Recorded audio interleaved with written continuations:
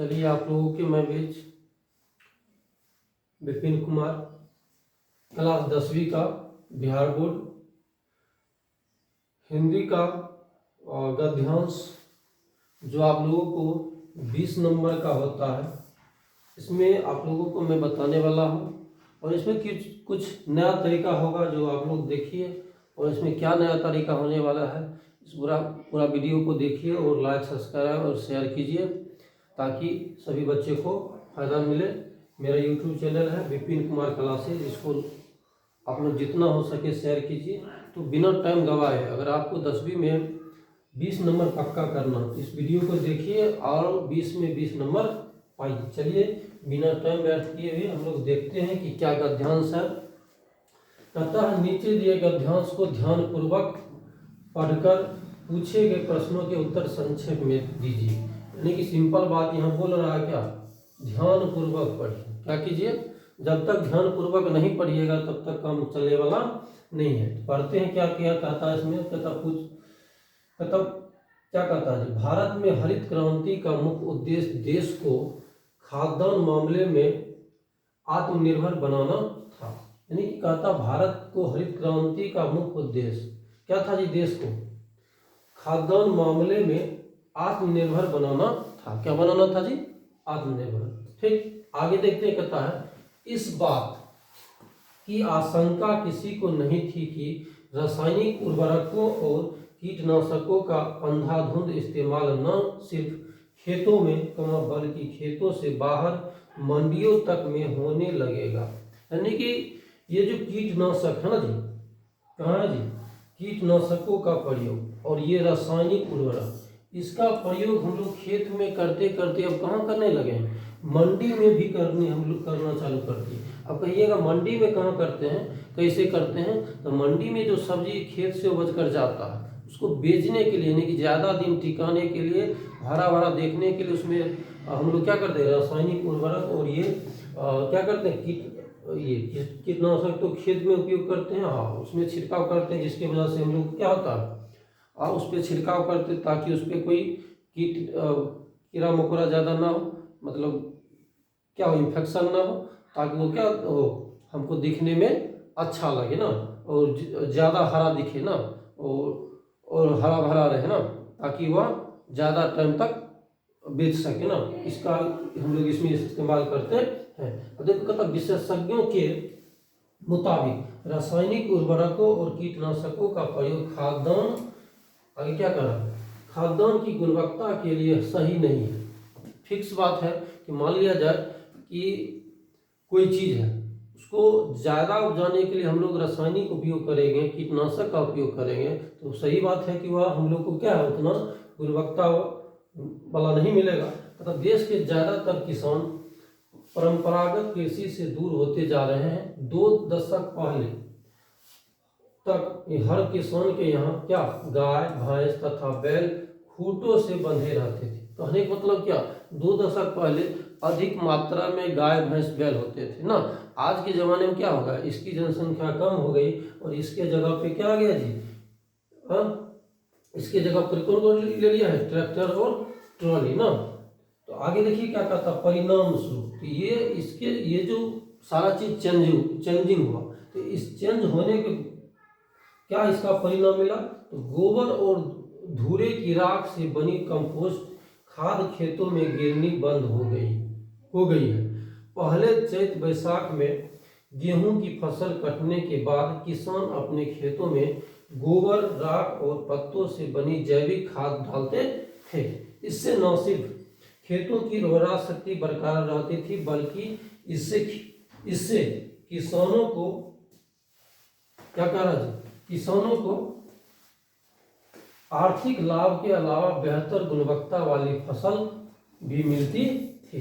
कहने का मतलब ये कह रहा है कि वो जो हम लोग गोबर से जो इस्तेमाल करते थे, इससे क्या होता था कि उसमें गुणवत्ता भी बना हुआ रहता था फसल में भी, और हमारे खेत में भी गुणवत्ता बना हुआ रहता, जिससे मतलब फसल क्या अच्छा उपजे ना, और जो फसल उपजता था वो भी अच्छा होता था, जिससे हम लोग को बहुत सारा लाभ मिलता था। तो हम लोग ये अच्छी तरीका से पढ़ लिए कि ये क्या कह रहा है, अब ये क्या कह रहा है, अब इसके अकॉर्डिंग हमको क्या करना है, आंसर देना। ठीक, तो चलिए देखते हैं क्वेश्चन क्या कहता है। कहता निम्न प्रश्नों के उत्तर दें। पहला नंबर, कौन नंबर क्या कह रहा है, हमारे देश में हरित क्रांति का उद्देश्य क्या थी, हरित क्रांति क्यों हम लाना चाहते थे, इसका क्या उद्देश्य था। बोल रहा हमारे देश में हरित क्रांति का उद्देश्य को खाद्यान्न मामले में आत्मनिर्भर बनाना था, इसीलिए हम लोग क्या किए, हरित क्रांति को लाए। समझे कि नहीं। अब कहिएगा सर इसका आंसर हम कहाँ से लाए, देखिए इसका आंसर हमको पहले लगे, यही चीज आपको लोगों को बताना चाहते थे। ये तरीका सीख जाइए, आपको मतलब ज्यादा दिमाग लगाने की आवश्यकता नहीं पड़ेगी, आसानी से इसका आंसर मिल जाएगा। तो देखिए पहला का आंसर हमको कहाँ मिल रहा है जी, शुरू में ही पढ़े थे हम लोग ना। देखिए पहला का आंसर देखिए ऊपर में ही लिखा हुआ, भारत में हरित क्रांति का मुख्य उद्देश्य यही पूछ रहा है, देश को खाद्यान्न मामले में आत्मनिर्भर बनाना था। कोई दिक्कत, पहला का आंसर मिल गया, शुरू में ही मिल गया। यही चीज पहला का आंसर हमको शुरू में मिल रहा है। नेक्स्ट देखते हैं दूसरा क्वेश्चन क्या कह रहा है। दूसरा क्वेश्चन देखते हैं क्या कहता है। ख नंबर देखिए कहता है कि ख नंबर कह रहा क्या, खाद्यान्नों की गुणवत्ता बनाए रखने के लिए किनका प्रयोग सही नहीं था। क्या क्वेश्चन बोला, खाद्यान्नों की गुणवत्ता बनाए रखने के लिए किनका प्रयोग सही नहीं था, यानी कि किनका प्रयोग सही नहीं था, किसका प्रयोग करके हम लोग मतलब उसका गुणवत्ता में कमी ला दिए। तथा खाद्यान्नों की गुणवत्ता बनाए रखने के लिए रासायनिक उर्वरकों और कीटनाशकों का प्रयोग सही नहीं था। बात को समझे, यानी कि रासायनिक उर्वरक और कीटनाशक का प्रयोग करने के वजह से गुणवत्ता में उसमें क्या हो गया, कमी आ गया। तो अब देखिए इसमें हम लिखे आंसर कैसे, देखिए ऊपर में लिखा ना, खाद्यान्नों की गुणवत्ता बनाए रखने के लिए, यहाँ देखिए खाद्यान्नों की गुणवत्ता बनाए रखने के लिए ना, यहाँ से यहाँ तक सेम बात लिख दी। उसके बाद देखिए हमको उसमें दिया हुआ,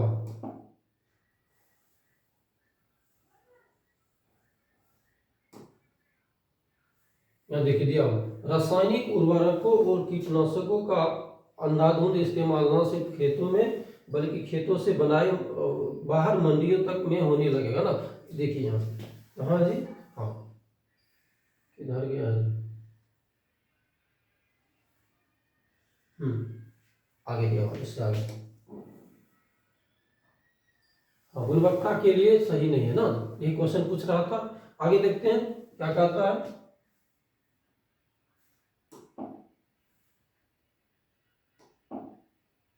अब घ नंबर देखिए क्या कहता है, सॉरी ग नंबर क्या कहता है, तब फसलों की अधिक पैदावार क्यों जरूरी थी, फसलों की अधिक पैदावार क्यों जरूरी थी। कि सिंपल क्वेश्चन, लॉजिक वाला क्वेश्चन है, इसमें उसमें खोजने से मिलने वाला नहीं। ये हम लोगों को दिमाग लगाना पड़ेगा कि फसलों की अधिक पैदावार कह रहा क्यों जरूरी थी। कहता है देखिए लिखा हुआ, जिस रफ्तार से देश की आबादी बढ़ रही है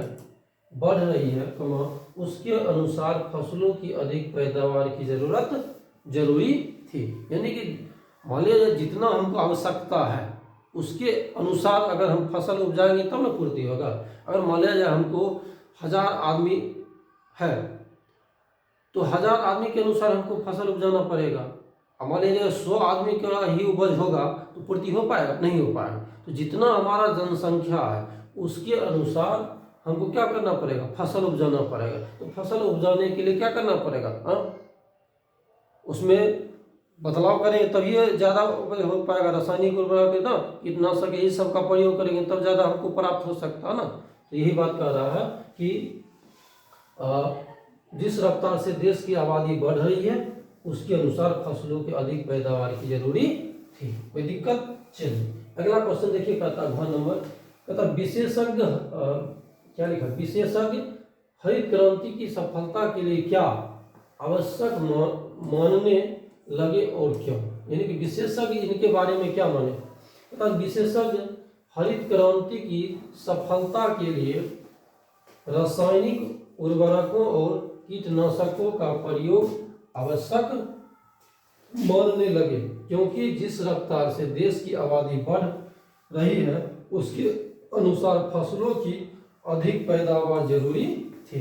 ये विशेषज्ञों का मानना था कि जब तक हम लोग रासायनिक उर्वरक और कीटनाशक का प्रयोग नहीं करेंगे तब तक क्या हो जाएगा जी, हरित क्रांति की सफलता नहीं हो पाएगा ना। तो इस तरह से उन्होंने क्या किए, अपना राय दी। तो चलिए अगला क्वेश्चन देखते हैं। अगला नंबर क्या कह रहा है, हरित क्रांति ने किसानों को परंपरागत कृषि से किस तरह दूर कर दिया है। परंपरागत कृषि से किस तरह दूर कर दिया जी, अधिक पैदावार के लिए किसानों को परंपरागत कृषि से दूर कर दिया ना। तो अधिक फसल हम लोग उपजाएंगे ना तो क्या होगा, जब तक कुछ नया तरीका नहीं अपनाएंगे तो अधिक फसल उपजेगा नहीं, उपजेगा ना। अब मान लीजिए गोबर दे दिए, ये सब दे दिए, तो उसमें आप लोगों को क्या होगा, हम लोगों को जितना उपजाना चाहिए उतना उपज नहीं पाएगा, जिसके वजह से हम लोग को रासायनिक उपयोग करना पड़ता। वही बात कर रहा है ना। इसका भी आंसर देखिए, अंग नंबर हरित क्रांति ने किसानों को परंपरागत कृषि से किस तरह दूर कर दिया ना। यहाँ देखिए आंसर दिया हुआ रहता है, इसका भी देखिए